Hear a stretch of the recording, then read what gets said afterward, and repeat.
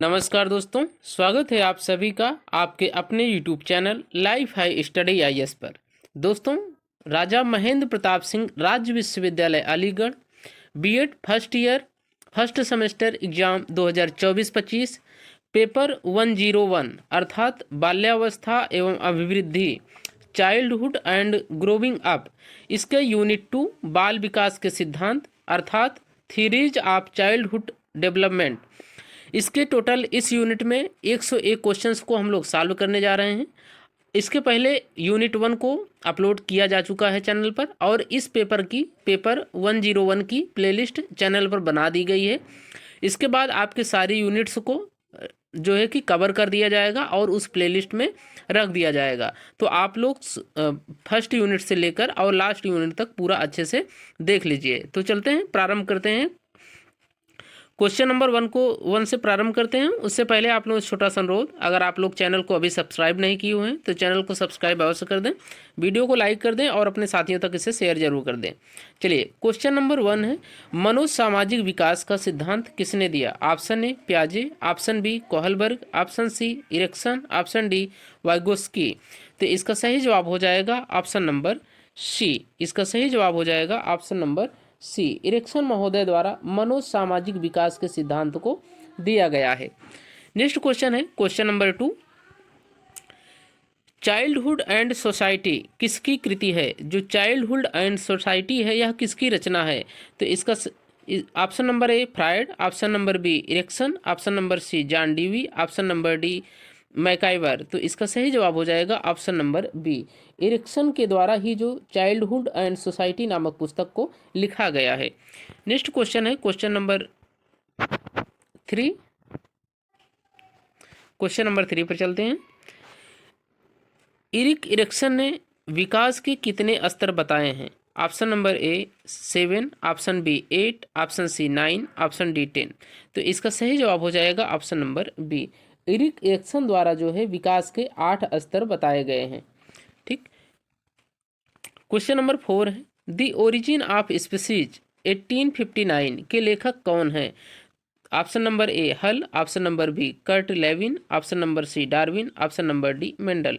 तो इसका सही जवाब हो जाएगा ऑप्शन नंबर सी, डार्विन महोदय द्वारा ही द ओरिजिन ऑफ स्पीसीज को 1859 में लिखा गया था।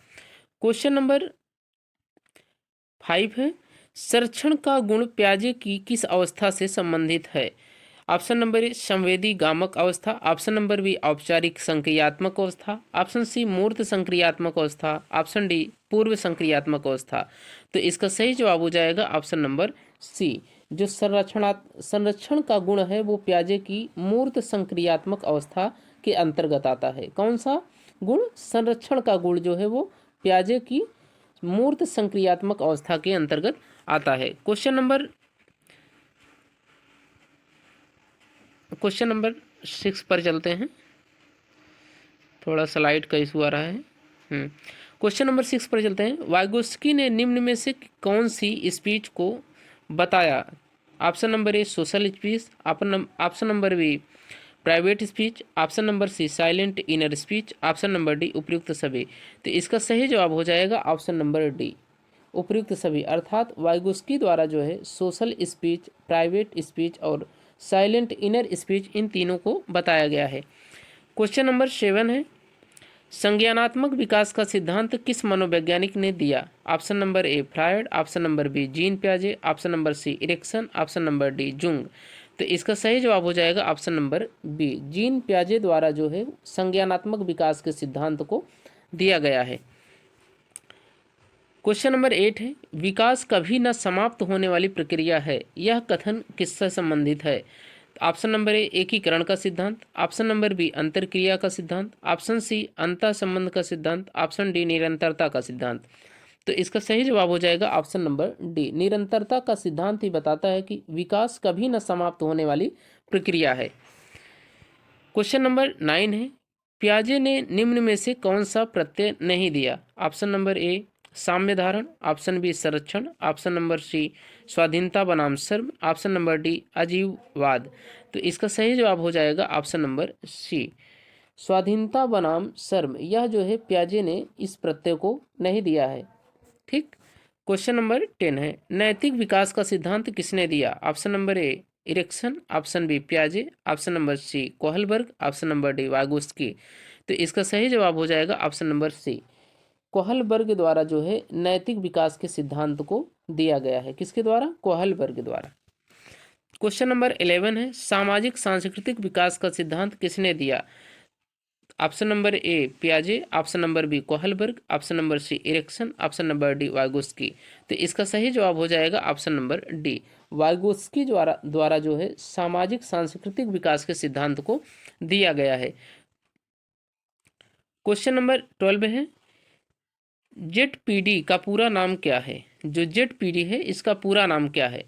तो इसका सही जवाब हो जाएगा option number B, zone of proximal development.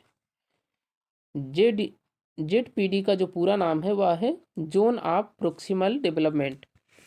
Question number 13 है, नैतिक विकास को कौन से कारक प्रभावित करते हैं? ऑप्शन नंबर ए स्वास्थ्य, ऑप्शन बी परिवार का प्रभाव, ऑप्शन नंबर सी समूह का प्रभाव, ऑप्शन डी उपयुक्त सभी। तो इसका सही जवाब हो जाएगा ऑप्शन नंबर डी, उपयुक्त सभी। अर्थात नैतिक विकास को स्वास्थ्य, परिवार का प्रभाव और समूह का प्रभाव, बच्चे के नैतिक विकास को ये सभी जो है प्रभावित करते हैं। क्वेश्चन नंबर 14 है, मूर्त क्रियात्मक अवस्था 7 से 11 वर्ष की मुख्य विशेषता है। ऑप्शन ए विकेंद्रीकरण, ऑप्शन बी अविनाशिता, ऑप्शन सी क्रमागत क्षमता, ऑप्शन डी उपयुक्त सभी। तो इसका सही जवाब हो जाएगा ऑप्शन डी, उपयुक्त सभी। अर्थात विकेंद्रण, अविनाशिता और क्रमागत क्षमता ये सभी मूर्त क्रियात्मक अवस्था की प्रमुख विशेषताओं के अंतर्गत आता है। जो मूर्त क्रियात्मक अवस्था है वो 7 से 11 वर्ष के बीच की जो अवस्था कहलाती है वो मूर्त क्रियात्मक अवस्था कहलाती है। क्वेश्चन नंबर 15 है, जेनेटिक नाम मीमांसा द्वारा अधिगम प्राप्त किया जा सकता है इन क्रियाओं द्वारा। ऑप्शन ए आत्मसातीकरण, ऑप्शन बी समायोजन, ऑप्शन सी साम्य धारण, ऑप्शन डी उपयुक्त सभी। तो इसका सही जवाब हो जाएगा ऑप्शन डी, उपयुक्त सभी। अर्थात आत्मसातीकरण, समायोजन और साम्य धारण इन सभी के द्वारा जो है अधिगम को प्राप्त किया जा सकता है। क्वेश्चन नंबर 16 है, संवेदी पेशी अवस्था की जो संवेदी पेशी अवस्था है वो 4 से 18 माह के मध्य की अवस्था को कहते हैं, तक की तृतीय उप अवस्था का गुण नहीं है।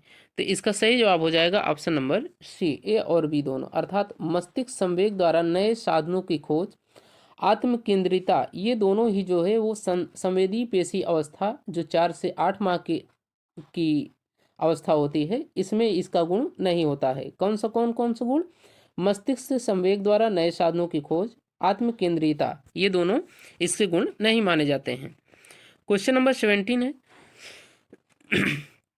नैतिकता शब्द की उत्पत्ति लैटिन भाषा के किस शब्द से हुई है? तो इसका सही जवाब हो जाएगा ऑप्शन नंबर बी, मोरस शब्द से जो है ये मोरल शब्द की उत्पत्ति हुई है। जो नैतिकता शब्द है इसकी उत्पत्ति जो है वो मोरस शब्द से हुई है। क्वेश्चन नंबर 18 है, the moral judgement of the child पुस्तक के लेखक हैं। तो इसका सही जवाब हो जाएगा option number B, moral judgement of the child के जो लेखक हैं वो जीन पियाजे जी हैं। क्वेश्चन नंबर 19 है, नैतिक विकास की अवस्थाएं हैं। तो इसका सही जवाब हो जाएगा ऑप्शन नंबर बी, जो नैतिक विकास की अवस्थाएं हैं वो 3 हैं। क्वेश्चन नंबर 20, कोहलबर्ग ने नैतिक विकास सिद्धांत को कहा। इसका सही जवाब हो जाएगा ऑप्शन नंबर ए, कोहलबर्ग ने नैतिक विकास के सिद्धांत को जो है अवस्था सिद्धांत के नाम से भी पुकारा है। लॉरेंस कोहलबर्ग 1927 से 1987 के नैतिक विकास के 6 चरण हैं। कोहलबर्ग के नैतिक विकास के सिद्धांत को अवस्था का सिद्धांत भी कहा है। क्वेश्चन नंबर 21 है, 3R की संज्ञा किसे दी जाती है? तो इसका सही जवाब हो जाएगा ऑप्शन नंबर डी, उपयुक्त सभी। अर्थात कर्मकांडवाद और कर्मकांडवादी इन सभी को 3R की संज्ञा दी जाती है। क्वेश्चन नंबर 22 है, किस सिद्धांत ने सामवेगिक स्वास्थ्य पर बल दिया है? तो इसका सही जवाब हो जाएगा ऑप्शन नंबर ए, जो मनुष्य सामाजिक सिद्धांत है इसने जो है सामवेगिक स्वास्थ्य पर अधिक बल दिया है। क्वेश्चन नंबर 23, क्वेश्चन नंबर 23 है, moral stage and moral moralization the cognitive development approach पुस्तक लिखी गई है? तो इसका सही जवाब हो जाएगा ऑप्शन नंबर बी, कोहल वर्ग द्वारा ही जो है moral stage and moralization the cognitive development approach पुस्तक को लिखा गया है। क्वेश्चन नंबर 24 है, a survey of the education of gifted children पुस्तक के लेखक कौन है? तो इसका सही जवाब हो जाएगा option number B, Havighurst द्वारा जो है ये पुस्तक लिखी गई है। क्वेश्चन नंबर 25 है, किसका कोई जैविकीय आधार नहीं है? तो इसका सही जवाब हो जाएगा ऑप्शन नंबर ए, काम का कोई जैविकीय आधार नहीं होता है, जबकि भूख, प्यास, रक्त संबंध इन सभी का जैविकीय आधार, बायोलॉजिकल आधार होता है। क्वेश्चन नंबर 26, जिस प्रक्रिया से व्यक्ति मानव के लिए परस्पर निर्भर होकर व्यवहार करना सीखता है वह प्रक्रिया कहलाती है? तो इसका सही जवाब हो जाएगा ऑप्शन नंबर डी, यह प्रक्रिया जो है वो सामाजिकरण की प्रक्रिया कहलाती है। इसी प्रक्रिया के माध्यम से जो व्यक्ति है वो मानव के लिए परस्पर एक दूसरे के ऊपर परस्पर निर्भर रहते हैं और आपस में व्यवहार करना सीखते हैं। क्वेश्चन नंबर 27, निम्न में से कौन सा थायरॉइड के अधिगम के प्राथमिक नियमों में शामिल नहीं है? तो इसका सही जवाब हो जाएगा ऑप्शन नंबर बी, सहचर्यात्मक स्थानांतरण का नियम जो है वो थायरॉइड के अधिगम के प्राथमिक नियमों में शामिल नहीं है। कौन सा नियम? सहचर्यात्मक स्थानांतरण का नियम। क्वेश्चन नंबर 28, क्रिया प्रसूत अनुबंधन का दूसरा नाम है? तो इसका सही जवाब हो जाएगा ऑप्शन नंबर ए, नैमित्तिक अनुबंधन। जो क्रिया प्रसूत अनुबंधन का सिद्धांत है इसका दूसरा नाम नैमित्तिक अनुबंधन भी है। क्वेश्चन नंबर 29, बच्चे दुनिया के बारे में अपनी समझ का सृजन करते हैं, यह कथन किसका है? तो इसका सही जवाब हो जाएगा ऑप्शन नंबर ए, पियाजे ने ये बात कही है कि बच्चे दुनिया के बारे में अपनी समझ का सृजन करते हैं। क्वेश्चन नंबर 30, बुद्धि का तरल मोजेक मॉडल किसने दिया है? तो इसका सही जवाब हो जाएगा ऑप्शन नंबर ए, कैटल महोदय द्वारा बुद्धि के तरल मोजेक मॉडल को प्रस्तुत किया गया था। किसके द्वारा? कैटल महोदय के द्वारा। क्वेश्चन नंबर 31 है, वाइगोत्स्की के सिद्धांत में विकास के निम्नलिखित में से कौन से पहलू की उपेक्षा की गई है? तो इसका सही जवाब हो जाएगा ऑप्शन नंबर सी, अर्थात जैविक पक्ष की यहाँ पर उपेक्षा की गई है, जबकि सामाजिक, सांस्कृतिक और भाषाई पक्षों को ध्यान में रखा गया है। क्वेश्चन नंबर 32, संवेदी गत्यात्मक अवस्था का दूसरा नाम है? तो इसका सही जवाब हो जाएगा ऑप्शन नंबर सी, जो संवेदी गत्यात्मक अवस्था है इसका दूसरा नाम संवेदी पेशी अवस्था को माना जाता है। जो संवेदी गत्यात्मक अवस्था है इसका दूसरा नाम संवेदी पेशी अवस्था भी है। क्वेश्चन नंबर 33, संवेदी पेशी अवस्था को जीन पियाजे ने कितने उप अवस्थाओं में बांटा है? तो इसका सही जवाब हो जाएगा ऑप्शन नंबर सी, 6 अवस्थाओं में। जो संवेदी पेशी अवस्था है इसको जीन पियाजे ने 6 अवस्थाओं में बांटा है। क्वेश्चन नंबर 34, संवेदी पेशी अवस्था की प्रथम उप अवस्था जो 0 से 1 माह की होती है वह प्रदर्शित करती है? तो इसका सही जवाब हो जाएगा ऑप्शन नंबर डी, उपयुक्त सभी। अर्थात जो प्रथम उप अवस्था होती है जिसे 0 से 1 माह अर्थात बच्चे के जन्म से 1 माह के बीच का जो अवस्था होती है उसमें आत्मकेंद्रियता, बुद्धि तथा आदिम अवस्था, जन्मजात स्वतः प्रेरित अवस्था, ये सभी चीज़ें जो है वो प्रदर्शित करते हैं। क्वेश्चन नंबर 35, संवेदी पेशी अवस्था की द्वितीय उप अवस्था जो 1 से 4 माह के बीच की होती है प्रदर्शित करती है? तो इसका सही जवाब हो जाएगा ऑप्शन नंबर डी, उपयुक्त सभी। अर्थात जो द्वितीय उप अवस्था होती है जिसका काल 1 से 5 माह के बीच का होता है वह क्रियाओं की पुनरावृत्ति, कारण एवं उसके प्रभाव का अभ्यास, आत्म केंद्रियता जो बच्चे के अंदर है ये सारे गुण आने लगते हैं जो होता है द्वितीय उप अवस्था में। क्वेश्चन नंबर 36 है, संवेदी पेशी अवस्था की पंचम उप अवस्था जिसका काल होता है 12 से 18 माह की प्रमुख विशेषताएं हैं? तो इसका सही जवाब हो जाएगा ऑप्शन नंबर डी, उपयुक्त सभी। दोस्तों जो संवेदी पेशी अवस्था है उसकी जो 5वीं उप अवस्था है, पहले तो उसका जो काल है उसको आप ध्यान रख लीजिए, टाइम पीरियड 12 से 18 माह होता है। जो 5वीं उप अवस्था है उसका जो टाइम पीरियड है वो 12 से 18 माह। इसकी विशेषताओं में यह है कि इस समय बच्चा प्रयोगात्मक तथा क्रियात्मक अवस्था की प्रवृत्ति बच्चों के अंदर जागृत हो जाती है। नवीन वस्तुओं की खोज करना बच्चा सीखने लगता है। उसके अंदर जो है कि नई नई चीज़ों के प्रति उत्सुकता, जानने की उत्सुकता होने लगती है। नए लक्ष्यों का निर्माण करना जो है बच्चा इस अवस्था में सीखने लगता है। क्वेश्चन नंबर 37 है, इंटरप्रिटेशन ऑफ ड्रीम पुस्तक की रचना किसने की है? तो इसका सही जवाब हो जाएगा option number C, Sigmund Freud द्वारा जो है इंटरप्रिटेशन ऑफ ड्रीम पुस्तक की रचना की गई है।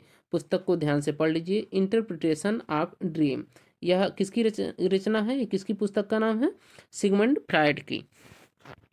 क्वेश्चन नंबर 38, पूर्व क्रियात्मक अवस्था की उप अवस्था है। तो इसका सही जवाब हो जाएगा ऑप्शन नंबर सी, ए और बी दोनों। अर्थात जो पूर्व क्रियात्मक अवस्था है तो इसकी जो उप अवस्थाएं हैं वो पूर्व संकल्पनात्मक अवस्था और अंतः प्रज्ञ चिंतन काल, ये दोनों ही इसकी उप अवस्थाएं हैं। किसकी? पूर्व क्रियात्मक अवस्था। पूर्व क्रियात्मक अवस्था का टाइम पीरियड क्या होता है? 2 से 7 वर्ष होता है। तो इन सब चीज़ों को याद रखना है कि पूर्व क्रियात्मक अवस्था का जो टाइम पीरियड है वो 7 वर्ष है, और इसकी जो उप अवस्थाएं हैं वो हैं पूर्व संकल्पनात्मक अवस्था और अंतः प्रज्ञ चिंतन काल। क्वेश्चन नंबर 39, अंतः प्रज्ञ चिंतन काल जिसका टाइम पीरियड होता है 4 से 7 वर्ष में क्या होता है? तो इसका सही जवाब हो जाएगा ऑप्शन नंबर डी, उपर्युक्त सभी। अर्थात आत्म केंद्रित भाषा का विकास होता है इस टाइम पीरियड में, सामाजिक भाषा का विकास होता है बच्चे के अंदर, सूझ एवं अंतर्दृष्टि द्वारा तर्क करना बच्चा सीख जाता है। कब? अंतः प्रज्ञा चिंतन काल में। अंतः प्रज्ञा चिंतन काल में ये चीजें होने लगती हैं। अंतः प्रज्ञा चिंतन काल का जो टाइम पीरियड है वो क्या है? 4 से लेकर 7 ईयर। क्वेश्चन नंबर 14 है, विद्यालय से घर तक का मार्ग शब्दों द्वारा बताने के साथ साथ मानचित्र द्वारा भी दर्शाया जा सकता है, यह उदाहरण है। तो इसका सही जवाब हो जाएगा ऑप्शन नंबर बी, मानसिक पुनर्प्रस्तुतिकरण का यह उदाहरण है। अगर आप विद्यालय के मार्ग को बताते बताते उसका चित्रण भी कर रहे हैं तो यह जो है मानसिक पुनर्प्रस्तुतिकरण का उदाहरण माना जाता है। क्वेश्चन नंबर 41 है, किसी वस्तु, घटना या पदार्थ के विभिन्न अवयवों एवं आयामों के एक साथ समझ सकता है, यह उदाहरण है। तो इसका सही जवाब हो जाएगा ऑप्शन नंबर सी, विकेंद्रण का। किसी वस्तु, घटना या पदार्थ के विभिन्न अवयवों या आयामों को एक साथ समझ सकता है तो बच्चा तब समझेगा जब उसका विकेंद्रण अच्छे से हुआ रहेगा। क्वेश्चन नंबर 42, अनुकूलित किन क्रियाओं द्वारा होता है? तो इसका सही जवाब हो जाएगा ऑप्शन नंबर सी, ए और बी दोनों। अर्थात आत्मसातीकरण और व्यवस्थापन, ये दोनों ही अनुकूलित क्रियाओं के अंतर्गत आता है। क्वेश्चन नंबर 43, प्याजे के संज्ञानात्मक विकास के चरणों के अनुसार इंद्रिय गामक अर्थात संवेदी प्रेरक अवस्था किसके साथ संबंधित है? तो इसका सही जवाब हो जाएगा ऑप्शन नंबर बी, अनुकरण, स्मृति और मानसिक निरूपण से। क्वेश्चन नंबर 44 है, बच्चों में बौद्धिक विकास की 4 विशिष्ट अवस्थाओं की पहचान की गई। तो इसका सही जवाब हो जाएगा ऑप्शन नंबर सी, प्याजे द्वारा जो है बच्चों के अंदर बौद्धिक विकास की 4 विशिष्ट अवस्थाओं की पहचान की गई थी। किसके द्वारा? प्याजे महोदय के द्वारा। क्वेश्चन नंबर 45 है, घटना तथा वस्तुओं के बारे में एक बच्चा तार्किक रूप से सोचता है, प्याजे के चरणों के संबंध में सही कथन है। तो इसका सही जवाब हो जाएगा ऑप्शन नंबर डी, मूर्त संचालन अवस्था, यह मूर्त संचालन की अवस्था होती है। क्वेश्चन नंबर 46, बच्चों में आधारहीन आत्मा चेतना अवस्था का संबंध किसके विकास की किस अवस्था से संबंधित है? तो इसका सही जवाब हो जाएगा ऑप्शन सी, किशोरावस्था से। क्वेश्चन नंबर 47 है, बच्चों के विकास से संबंधित निर्माण एवं खोज का सिद्धांत निम्न में से किसने दिया? तो इसका सही जवाब हो जाएगा ऑप्शन नंबर सी, जीन प्याजे द्वारा ही निर्माण एवं खोज का सिद्धांत प्रस्तुत किया गया है। क्वेश्चन नंबर 48, निम्नलिखित में से कौन सा प्याजे द्वारा प्रतिपादित जैविक अनुकूलन के मूल सिद्धांतों से असंगत है, अर्थात मेल नहीं खाता है? तो इसका सही जवाब हो जाएगा ऑप्शन नंबर बी, जो संरक्षण का नियम है, संरक्षण का सिद्धांत है, यह जो है कि प्याजे के जैविक अनुकूलन के सिद्धांत से मेल नहीं खाता है। ठीक। क्वेश्चन नंबर 49 है, किसी बालक में संज्ञानात्मक विकास निम्न में से किसकी परस्पर क्रिया का परिणाम है? तो इसका सही जवाब हो जाएगा ऑप्शन नंबर सी, व्यक्ति और वातावरण का। ठीक। क्वेश्चन नंबर 50 है, बच्चे के संज्ञानात्मक विकास हेतु उत्तम स्थान है, तो इसका सही जवाब हो जाएगा ऑप्शन नंबर बी, विद्यालय एवं कक्षा का वातावरण। जो बच्चे का संज्ञानात्मक विकास का सबसे उत्तम स्थान है वह विद्यालय और उसके कक्षा का वातावरण है। क्वेश्चन नंबर 51, किसी वस्तु के विषय में वस्तुनिष्ठ या वास्तविक तरीके से सोचने की क्षमता विकेंद्रण है। तो इसका सही जवाब हो जाएगा ऑप्शन नंबर सी, विकेंद्रण। क्वेश्चन नंबर 52, यह एक ऐसी प्रक्रिया है जिसमें बालक समस्या के समाधान के लिए पूर्व सीखी गई मानसिक प्रक्रियाओं का सहारा लेता है। तो इसका सही जवाब हो जाएगा ऑप्शन नंबर बी, यह प्रक्रिया जो है आत्मसातीकरण की प्रक्रिया कहलाती है, जिसमें बच्चा किसी समस्या को समाधान करने के लिए अपने मन में और अपने जो है उसके दिमाग में जो भी पूर्व सीखी गई मानसिक क्रियाएं होती हैं उनका सहारा लेता है। क्वेश्चन नंबर 53, वह मानसिक संक्रिया तथा संज्ञानात्मक प्रक्रिया से संबंधित वह मानसिक संरचना है जिसका सामान्यीकरण किया जा सकता है, यह कथन है। तो इसका सही जवाब हो जाएगा ऑप्शन नंबर ए, यह स्कीमा से संबंधित है। क्वेश्चन नंबर 54, औपचारिक संक्रियात्मक अवस्था है। तो इसका सही जवाब हो जाएगा ऑप्शन नंबर बी, 11 से 15 वर्ष के बीच की जो अवस्था होती है वो औपचारिक संक्रियात्मक अवस्था होती है, formal operational stage. Question number, इसको पूरी अवस्थाओं को आप लोग एक बार देख लीजिए। जो संवेदनगामक अवस्था है वो जन्म से 2 वर्ष की होती है। पूर्व संक्रियात्मक अवस्था 2 से 7 वर्ष की होती है। मूर्त संक्रियात्मक अवस्था 7 से 12 वर्ष की होती है। औपचारिक संक्रियात्मक अवस्था जो है वो 11 से 15 वर्ष की होती है। ठीक। क्वेश्चन नंबर 55, पियाजे का नैतिक विकास का सिद्धांत है। तो इसका सही जवाब हो जाएगा ऑप्शन नंबर सी, ए और बी दोनों, अर्थात परायत्त नैतिकता की अवस्था, स्वायत्त नैतिकता की अवस्था। क्वेश्चन नंबर 56, पियाजे के संज्ञानात्मक विकास की विशेषता है। तो इसका सही जवाब हो जाएगा ऑप्शन नंबर डी, उपयुक्त सभी, अर्थात पियाजे के संज्ञानात्मक विकास की विशेषताओं में सीखना, सक्रियता और तर्क, ये सभी बिंदु शामिल हैं। क्वेश्चन नंबर 57, जीन पियाजे के संज्ञानात्मक विकास सिद्धांत को स्वीकृति कब मिली। तो इसका सही जवाब हो जाएगा ऑप्शन नंबर सी, 1960 में जो है जीन पियाजे के संज्ञानात्मक विकास के सिद्धांत को स्वीकृति मिली थी। कब? 1960 में। जीन पियाजे का जन्म 1886 में स्विट्जरलैंड में हुआ था। इन्होंने 1920 में संज्ञानात्मक विकास का प्रतिपादन किया, लेकिन इस सिद्धांत को मान्यता 1960 में मिली। 1920 में इन्होंने इसका प्रतिपादन कर दिया था, लेकिन इसे मान्यता 1960 में मिली थी। क्वेश्चन नंबर 58, पियाजे ने संज्ञानात्मक विकास का अध्ययन किया। तो इसका सही जवाब हो जाएगा ऑप्शन नंबर बी, शैशवावस्था से किशोरावस्था तक। पियाजे ने जो संज्ञानात्मक विकास का अध्ययन किया है वह कब से कब तक किया है? शैशवावस्था से किशोरावस्था तक किया है। क्वेश्चन नंबर 59, नियमों का एक ऐसा समूह जिसके द्वारा प्राणी वातावरण की व्याख्या करता है, इस नियम के समूह को कहते हैं। तो इसका सही जवाब हो जाएगा ऑप्शन नंबर सी, ए और बी दोनों, अर्थात इन नियमों के क्या कहते हैं? लिप और आरेख। ठीक। क्वेश्चन नंबर 60, समूह के नैतिक कोड के अनुसार व्यवहार करना ही नैतिक व्यवहार है, यह कथन किसका है? तो इसका सही जवाब हो जाएगा ऑप्शन नंबर बी, हरलाक महोदय द्वारा यह कहा गया है कि समूह के नैतिक कोड के अनुसार व्यवहार करना ही नैतिक व्यवहार है।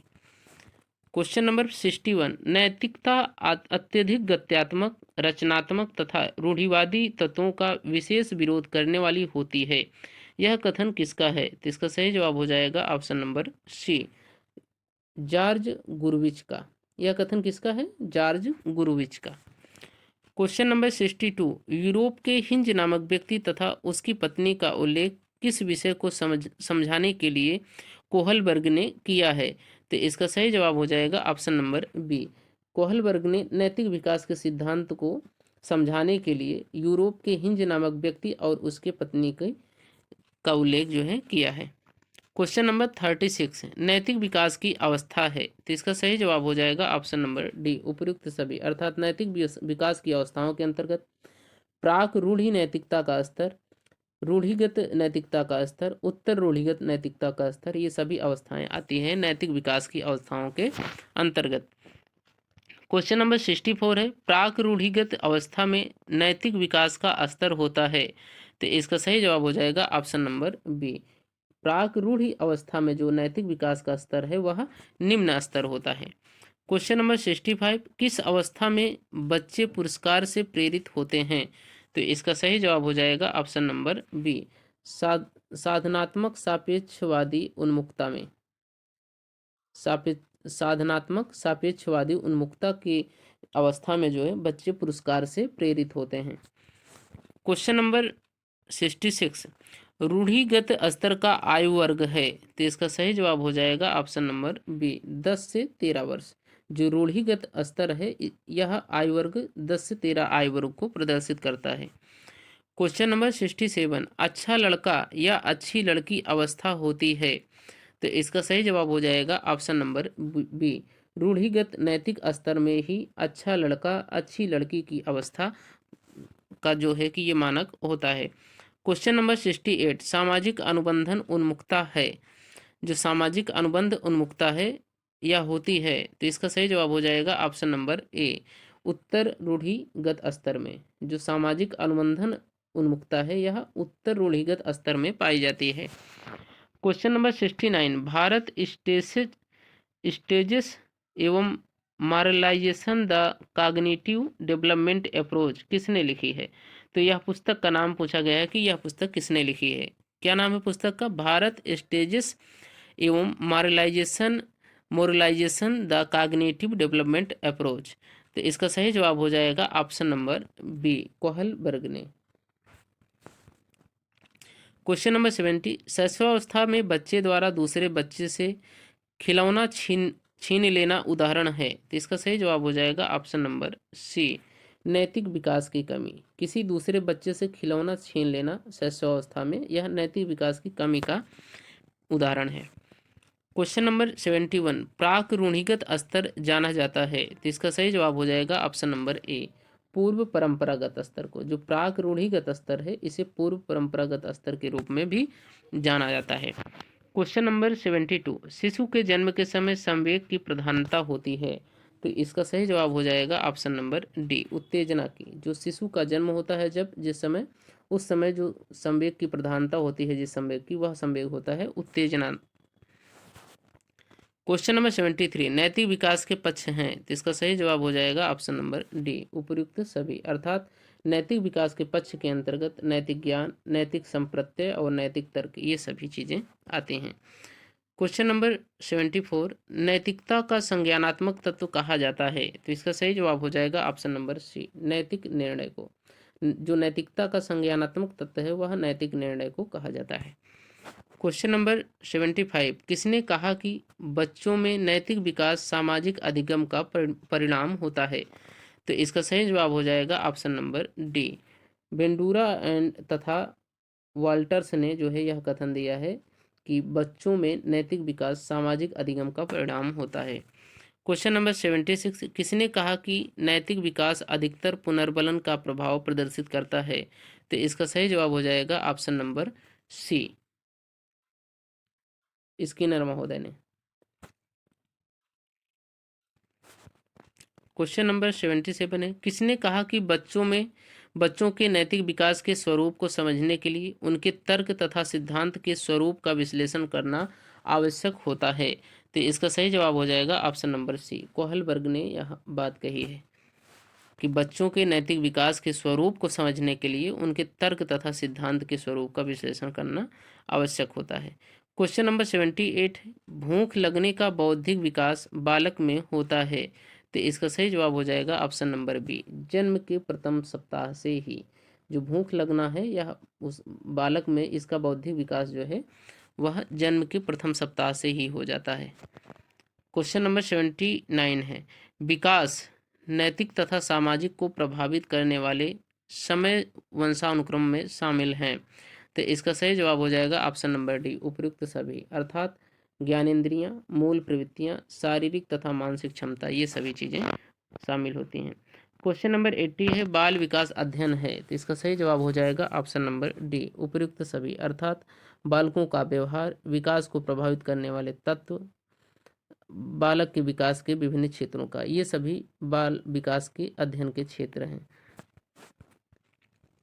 क्वेश्चन नंबर 81, बालकों के सर्वांगीण विकास की नैतिक जिम्मेदारी किसकी है? तो इसका सही जवाब हो जाएगा ऑप्शन नंबर सी, ए और बी दोनों, अर्थात शिक्षक की और बालक की दोनों की। ये है बालक, ठीक, शिक्षक और बालक की दोनों की। क्वेश्चन नंबर 82, बालक मनोविज्ञान का सर्वाधिक महत्व किस दृष्टि से है? तो इसका सही जवाब हो जाएगा ऑप्शन नंबर डी, बी और सी दोनों, अर्थात बालक विकास से और बाल शिक्षा, इन दोनों से। क्वेश्चन नंबर 83, खेल बच्चों के लिए निकट विकास क्षेत्र का निर्माण करते हैं, यह कथन किसका है? तो इसका सही जवाब हो जाएगा ऑप्शन नंबर डी, यह कथन वाइगोत्स्की महोदय द्वारा दिया गया है कि खेल बच्चों के लिए निकट विकास क्षेत्र का निर्माण करते हैं, ठीक। क्वेश्चन नंबर 84 है, बालक विकास के अध्ययन का महत्वपूर्ण अंग है, तो इसका सही जवाब हो जाएगा ऑप्शन नंबर ए, शिक्षा मनोविज्ञान। जो बालक विकास के अध्ययन का जो महत्वपूर्ण अंग है वह है शिक्षा मनोविज्ञान। क्वेश्चन नंबर 85, बिनेटिका प्रणाली का प्रतिपादन किया गया, तो इसका सही जवाब हो जाएगा option number B, doctor Carleton Washburne द्वारा।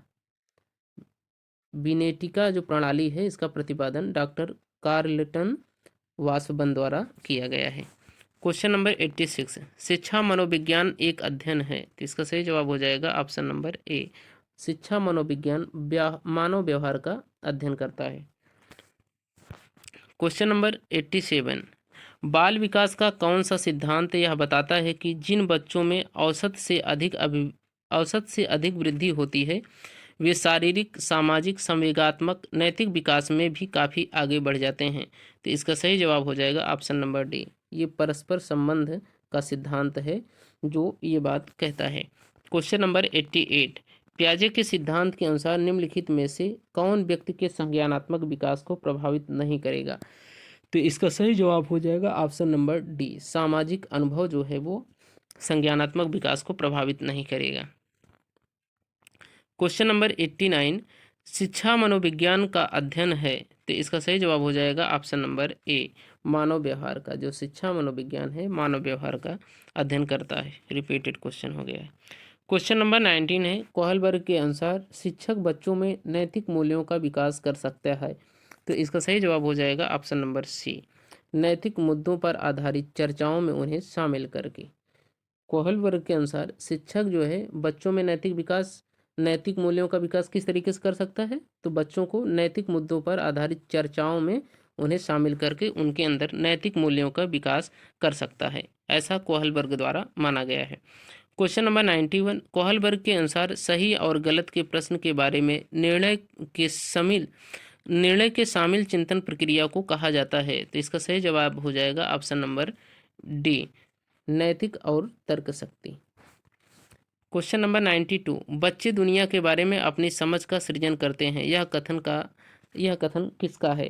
तो इसका सही जवाब हो जाएगा ऑप्शन नंबर बी, जीन पियाजे द्वारा यह कथन दिया गया है कि बच्चे दुनिया के बारे में अपनी समझ का सृजन करते हैं। क्वेश्चन नंबर 93, किसका कथन है कि ज्ञानात्मक विकास नकल पर आधारित ना होकर खोज पर आधारित है? तो इसका सही जवाब हो जाएगा ऑप्शन नंबर डी, जीन पियाजे का। क्वेश्चन नंबर 94 है, बच्चों में आधारहीन आत्मचेतना पाई जाती है, तो इसका सही जवाब हो जाएगा ऑप्शन नंबर ए, किशोरावस्था में। जो बच्चे हैं उनमें आधारहीन आत्मचेतना किशोरावस्था में पाई जाती है।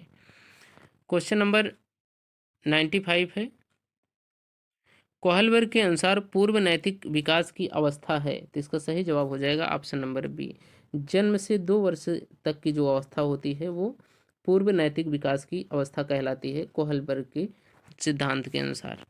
क्वेश्चन नंबर 96, समाज में प्रचलित परंपरा तथा निर्धारित मापदंड कहलाते हैं, तो इसका सही जवाब हो जाएगा ऑप्शन नंबर बी, कर्म कांड। जो समाज में पूर्व से प्रचलित परंपरा है और जो निर्धारित मापदंड हैं ये कर्मकांड कहलाते हैं। क्वेश्चन नंबर 97, मनोविश्लेषणात्मक अध्ययन में ईरोज का क्या अर्थ है? तो इसका सही जवाब हो जाएगा ऑप्शन नंबर सी, जीवन मूल प्रवृत्ति। ईरोज का जो अर्थ है वो जीवन मूल प्रवृत्ति से है। क्वेश्चन नंबर 98 है, इनमें से किस पुस्तक की रचना इरिक्सन ने नहीं की है? तो इसका सही जवाब हो जाएगा option number D, the school and society नामक पुस्तक की रचना जो है इरिक्सन महोदय द्वारा नहीं की गई है। ठीक। क्वेश्चन नंबर 99, इरिक्सन ने कौन सा प्रत्यय नहीं दिया? तो इसका सही जवाब हो जाएगा ऑप्शन नंबर डी, अजीववाद का। इरिक्सन ने अजीववाद का प्रत्यय नहीं दिया है। क्वेश्चन नंबर 100 है, इरिक्सन के द्वारा बताई गई कौन सी मनोसामाजिक अवस्था फ्रायड की लिंग प्रधान अवस्था के समान है? तो इसका सही जवाब हो जाएगा ऑप्शन नंबर सी, पहल शक्ति बनाम अपराध बोध। क्वेश्चन नंबर 101, वाइगोत्स्की के अनुसार किसी बालक के विकास में सबसे महत्वपूर्ण है? तो इसका सही जवाब हो जाएगा ऑप्शन नंबर सी, समाज। जो वाइगोत्स्की हैं उनके अनुसार ये कहा गया है कि बालक के विकास का जो सबसे महत्वपूर्ण स्थान है वो समाज है। समाज में ही बालक का सबसे जो है महत्वपूर्ण विकास होता है। तो दोस्तों ये रहे आपके paper 101 BEd first semester paper 101 का यूनिट 2। तो इसके टोटल 101 जो है आपके क्वेश्चंस को सॉल्व किया गया है। आशा करते हैं आपको ये वीडियो पसंद आया होगा। अगर वीडियो पसंद आया हो तो इसे लाइक करिए, अपने साथियों तक इसे शेयर करिए और चैनल को सब्सक्राइब अवश्य कर लीजिए। Thank you watching for video.